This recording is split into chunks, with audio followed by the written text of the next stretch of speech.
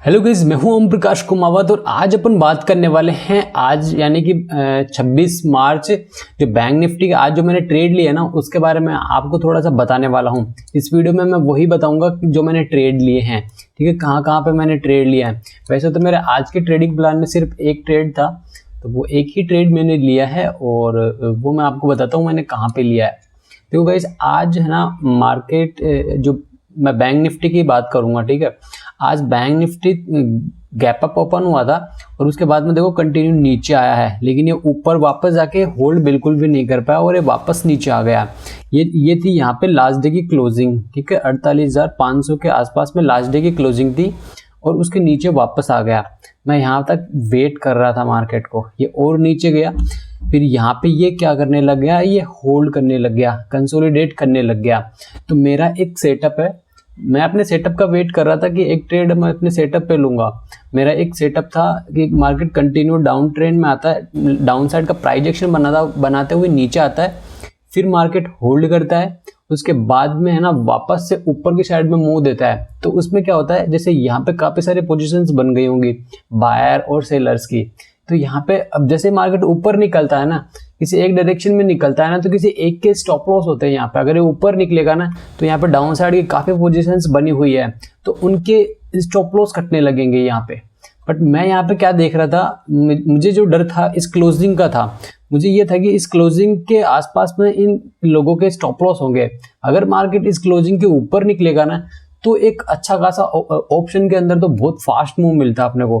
लेकिन हुआ क्या, मैं आपको बताता हूँ। जब ये यहाँ पे ये कंसोलिडेट कर रहा था, फिर ये जो कैंडल है ना 12:30 वाली, ये कैंडल पूरी तरीके से निगेटिव हुई थी, उसके बाद में ये वापस कवर हुई थी। तब मैंने यहीं पे वो पोजीशन ली थी कि बोले यार अब मार्केट वापस ऊपर की साइड में जा रहा है, तो एक ऊपर की साइड में मुंह दे सकता है अभी।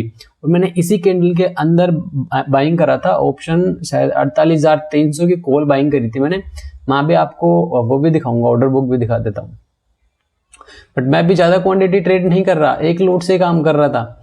तो यहाँ पे मैंने बाइंग करा था और फिर ये देखो प्राइस एक्शन बना था, वो ऊपर गया था और यहाँ पे एक 48,500 वाला लेवल भी था, यानी कि ये एक साइकोलॉजिकल रेजिस्टेंस भी था। और मैं इसी का वेट कर रहा था कि ये अगर ये क्लोजिंग निकलेगी ना तो अच्छा खासा मूव मिलेगा ऊपर की साइड के अंदर। बट ये यहाँ पे क्या करा, ये वापस आया और ये देखो यहाँ पे नया हाई नहीं लगा पाया। अभी तक तो देखो ये नया हाई लगाता हुआ आ रहा था, बट ये यहाँ पे ये हाई नहीं लगा पाया और इस कैंडल में ये नीचे क्लोज कर दिया कैंडल। और ये जो रेड कैंडल है ना, ये जैसे नीचे जाने लगी ना, मैं इसको क्लोज कर दिया उस ट्रेड को, ठीक है। क्योंकि मुझे ऐसा लग गया कि अब ये ऊपर नहीं जाएगा, यहीं से नीचे जाएगा। ये एक तरीके से जो मेरी स्ट्रेटेजी थी ना वो यहाँ पे फेल हो गई कि अगर ये इस क्लोजिंग के ऊपर निकलता ना तो बाइंग साइड में भी बहुत अच्छा मूव आता।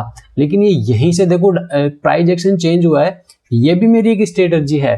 जो प्राइस एक्शन जैसे पहले ऊपर का प्राइस एक्शन चल रहा है, फिर है ना स्विंग लो ब्रेक होता है और फिर डाउन साइड का प्राइस एक्शन हो जाता है। यहाँ पे भी एक स्ट्रेटेजी थी, बट मैं यहाँ पे ट्रेड ले सकता था। बट मेरा क्या था कि मेरा एक ही ट्रेड प्लान कर रखा था आज कि मैं एक ही ट्रेड लूंगा, वो मैंने यहाँ पे ले लिया था और मैं उसको कट टू कट ही निकाला था। मैं आपको ऑर्डर बुक दिखाता हूँ, इसी में, हाँ ये रहा, ये देखो मैंने 12:34 पे मैंने 15 क्वांटिटी बाइंग करी थी 395 की, और फिर 13:16 पे मैंने उसको एग्जिट करा है 397 पे। यानी कि कुछ भी नहीं हुआ, बट वो ये कि अगर ये ऊपर निकलता ना तो काफी अच्छा खासा मूव मिलता। यही सोच के मैं ये ट्रेड ले रखा था और उसको अच्छे से होल्ड कर रहा था, मैनेज कर रखा था। बट ये यहीं से रेजिस्टेंस लेके इसी क्लोजिंग से ये मेरे लिए ना लास्ट डे की क्लोजिंग या लास्ट डे से भी लास्ट डे की क्लोजिंग जो होती है ना वो बहुत इंपॉर्टेंट होती है। क्योंकि गाइज यहाँ पे क्या होता है कि बहुत लोगों के स्टॉप लॉस लगे होते हैं। बट आज क्या मार्केट यहीं से देखो ये बाइंग साइड में मार्केट जा ही नहीं रहा था, मतलब बहुत मुश्किल से जा रहा था। देखो बायर इतना वो कंट्रोल ही नहीं कर पा रहे थे, इस वजह से सेलर हावी हो गए, यहीं पे रेजिस्टेंस ले लिया मार्केट ने। बट अगर ये यहीं पे अगर अच्छा खासा कंसोलिडेट करता ना अच्छी खासी वॉलेटिलिटी के साथ में, तो यहाँ पे बहुत अच्छा मूव मिल सकता था आज। बट ये अपना ये कट टू कट मैंने निकला और फिर मैंने यहाँ पे कोई ट्रेड नहीं किया। मैं यहाँ पे ट्रेड कर सकता था, मैं यहाँ पे भी ट्रेड कर सकता था, बट मैंने एक ट्रेड प्लान कर रखा था, मैंने उसके अकॉर्डिंग सिर्फ एक ट्रेड लिया था। तो गाइस आज का ये एक ही ट्रेड था और देखते हैं हम मंडे को क्या होता है, उसके अकॉर्डिंग फिर देखेंगे नेक्स्ट। ठीक है, थैंक यू।